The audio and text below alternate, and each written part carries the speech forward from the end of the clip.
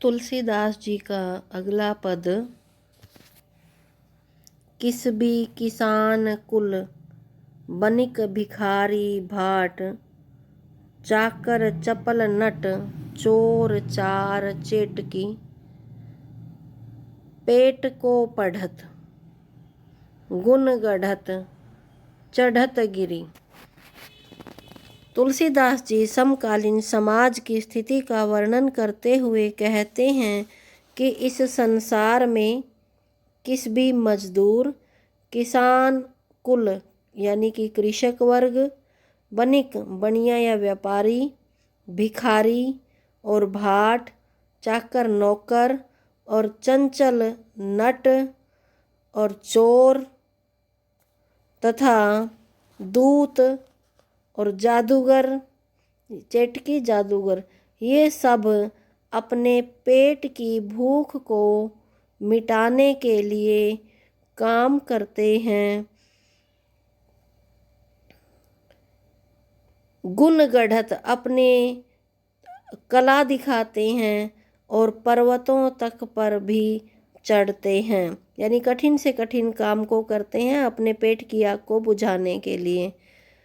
अटत गहन गन अहन अखेटकी, जो अखेटकी शिकारी घने जंगलों में दिन रात, अहन दिन रात भटकते रहते हैं।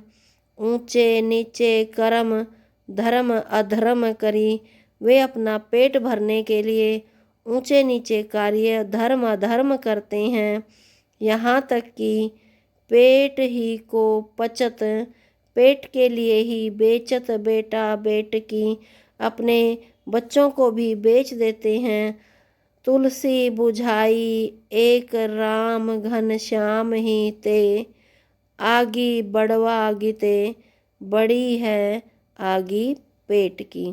तुलसीदास जी कहते हैं पेट की आग अर्थात भूख, बड़वा नर होता जल में लगी आग, जल में लगी आग से भी ज़्यादा भयानक होती है।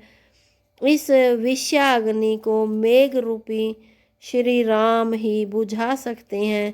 कहने का भाव यह है कि जो जठराग्नि है वह सबसे भयंकर है, इसे शांत करने के लिए लोग भटकते रहते हैं, अच्छे बुरे काम करते हैं, दर दर की ठोकरें खाते हैं, परंतु यदि भगवान की राम की कृपा हो जाए तो यह भूख दूर हो जाती है। तुलसीदास जी की प्रसिद्ध रचना कवितावली के उत्तरकांड का अगला पद।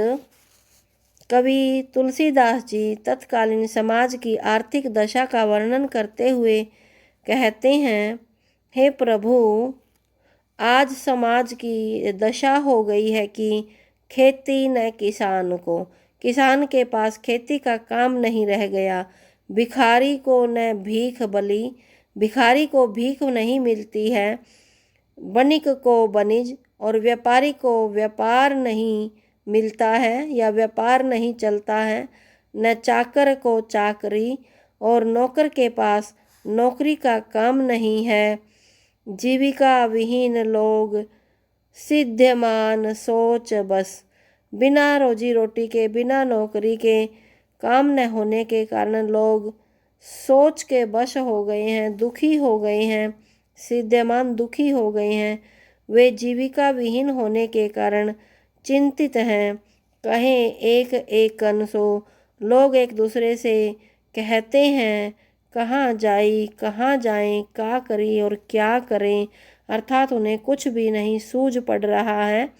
वेदहूँ पुराण कही, वेद और पुराणों में भी कहा गया है, लोकहूँ बिलोकियत, और संसार में भी देखा जाता है कि सांकरे सबय पे राम, कि जो लोग दुखी होते हैं, संकट में होते हैं, उन सब पर राम रावरे कृपा करी, दयालु आपने ही कृपा करी है।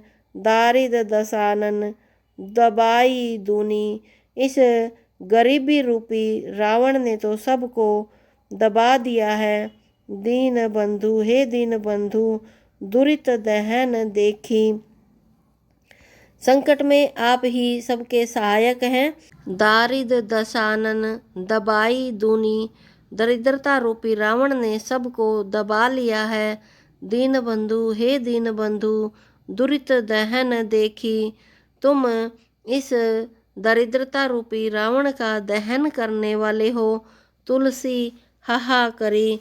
तुलसीदास जी भगवान से प्रार्थना करते हैं कि इस दरिद्रता से उभारने वाले आप ही हैं। आप शीघ्र ही ऐसा कोई उपाय कीजिए जिससे हमारी गरीबी दूर हो जाए। इस पद में तुलसीदास जी मनुष्य को एकाग्रचित होकर प्रभु राम का स्मरण करने को कहते हैं और संसार में प्राणी को मानव शरीर प्राप्त करके स्वयं को धन्य समझना चाहिए।